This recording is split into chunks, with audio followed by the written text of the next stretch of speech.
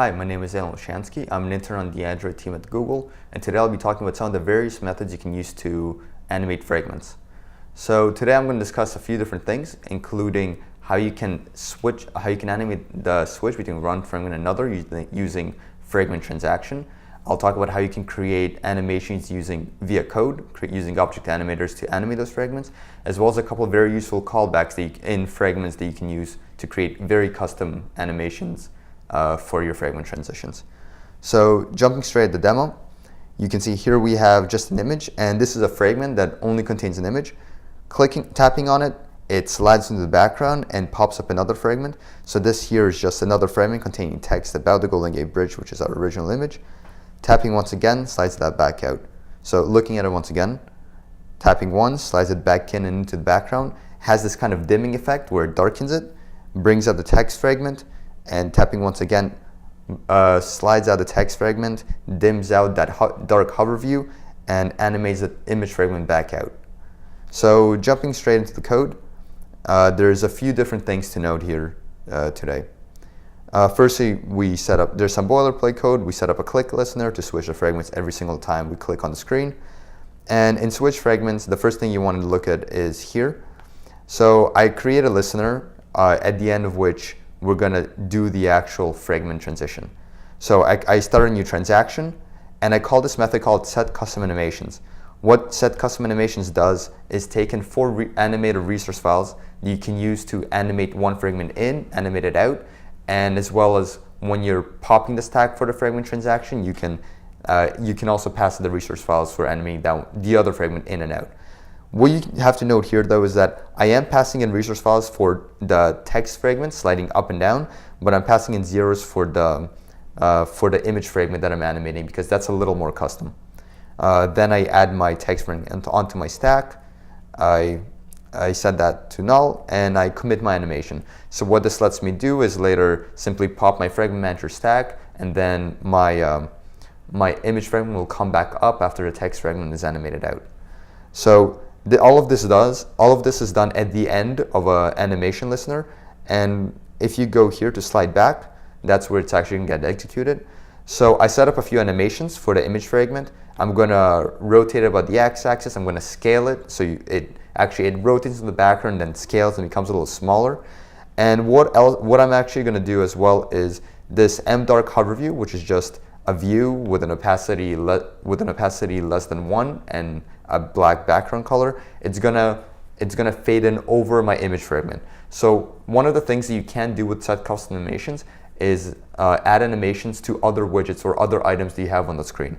Using this method, you can actually add animations at the same time as the fragment is animated, except to things that may be completely separate from the fragment itself. Once I set up all my animations, I add a start delay such that what's actually going to happen is after I animate the image fragment into the background, only then will the text fragment come back up. And then at the end of that animation, that's when the fragment popping and transaction actually happens. So if you keep sliding back down, there's a method called slide forward, and slide forward actually gets called right here. So what happens is when you click on the screen when the text fragment is in focus, what we're going to do is pop the stack in order to bring the image fragment back in focus. And when the back stack is changed, we're going to call slide forward. In slide forward, we're doing almost the exact same thing as what we did in slide back. We're rotating about the x-axis back out. We're scaling our image fragment back up, and we're fading out the dark hover view instead of fading it in. All of this is then put together using an animator set, and that's how the animation takes place. So this is what you can do if you want to have a custom object animator and setCustomAnimations. But the other important thing that I really wanted to note was in any fragment, there's a callback method you can override called onCreateAnimator.